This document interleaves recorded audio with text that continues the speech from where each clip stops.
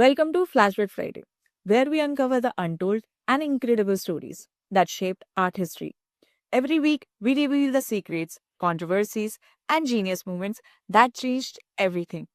Today, we are looking at Anish Kapoor, the sculptor who made emptiness profound, reflection philosophical, and perception challenging. His journey is remarkable. Let's dive in.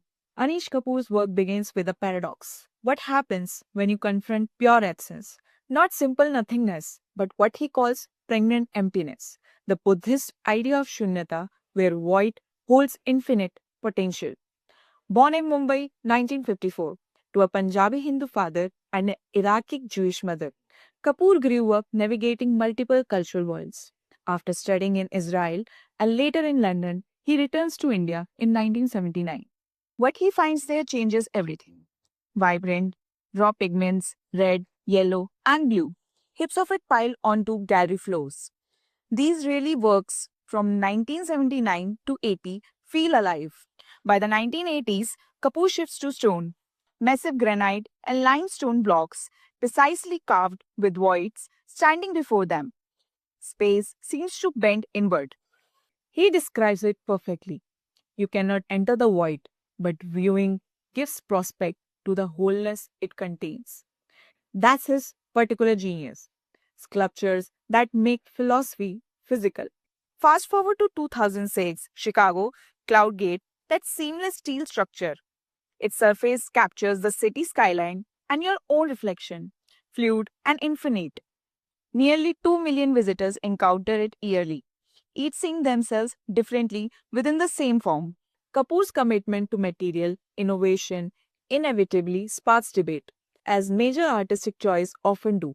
Take 2016 and Venta Black, a black pigment absorbing 99.965% of visible light. For someone exploring accents and perception, it's revelatory. Kapoor secures exclusive artistic right to use it. Many artists understandably caution this. Why limit access to such a transformative material? Artist Stuart Semple responds with Pinkest Pink, available to all except Kapoor, sparking a very public exchange. Kapoor's gallery acquires it regardless. He shares an Instagram photo of his finger coated in pink, captioned simply up yours.